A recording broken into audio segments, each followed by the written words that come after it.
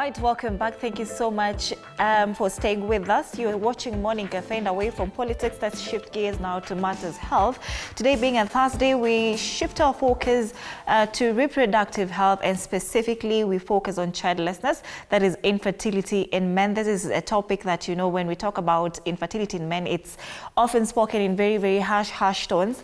More often than not, we know that this burden is placed on the woman and not the man. And let's just take a look at a little data.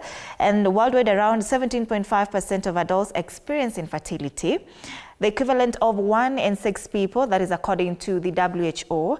And globally, about 55 million men are estimated to suffer from infertility, of course, with an age standardized prevalence of 1,355 cases, that is per 100,000 as of 2021. That's the latest data, and Dr. will be giving us fresh data if we do have. And in Africa, men contribute to roughly 22% of infertility cases. And locally, right here in Nairobi, a teaching hospital found that 77% of men tested over 5 years had abnormal semen. And joining me for this conversation is Dr. Kireki Omanwa, a fertility specialist at Frontline Medical Services, of course, to tell us what is causing infertility in men. Are we seeing rising cases, and can it be prevented? Is it curable? And, you know, we also hear something about subfertility and infertility. Dr. will be here to break it down for us. And kama kawaida, if you have a question for him, we'll be happy to hear from you. There will be a number on your screen shortly. Be sure to call in, of course. We'll be happy to pick your call. Daktari, karibu sana to Morning Cafe. Asante sana. It's a pleasure for me to be here today. Great. Yes. And to start us off, it's important that, of course, we define infertility, Absolutely. you know, for the benefit of our viewer. And in regards to men, you know, more often than not, we just know that, you know, when you talk about infertility, we know it's the inability to conceive and, of course, to give birth. But Absolutely. When you're looking at it from the lens of a man, what does it mean medically?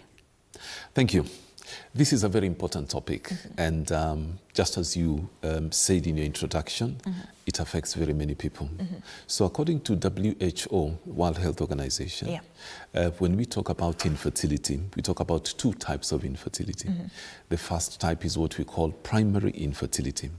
What does that mean? It basically means that there is a couple who is in a relationship, a man and a woman, and they don't talk about what type of relationship, and they have intercourse 2 to 3 times a week, and a space of 1 year, period of 1 year, and they don't have a conception, they don't have a baby. There's a small caveat to that, especially when it comes to the age of the lady. And the caveat is that if the lady is over 35 years, then that period of 1 year is shortened to 6 months. Then there is secondary infertility, where secondary infertility basically means that this couple, they have a baby or they've had a pregnancy in the past, and they're trying to have another pregnancy, and it hasn't happened in 1 year, and they're having regular intercourse 2 to 3 times a week, and the lady is not breastfeeding on a regular basis, because breastfeeding can actually act like contraception. So, and again, the 35 years also comes in. If the lady is more than 35 years and has had a baby in the past, or has been pregnant in the past, then that time period is shortened to 6 months. It is the statistics that you quoted are actually very relevant, because when you look at the developed countries, male infertility affects about anywhere between 2 to 17%. When you come to the developing countries like ours, it is a lot higher. There's a paper which was published by one of our colleagues from Nigeria, and there it was discovered that male infertility affects about 42.4%. So it's a lot higher.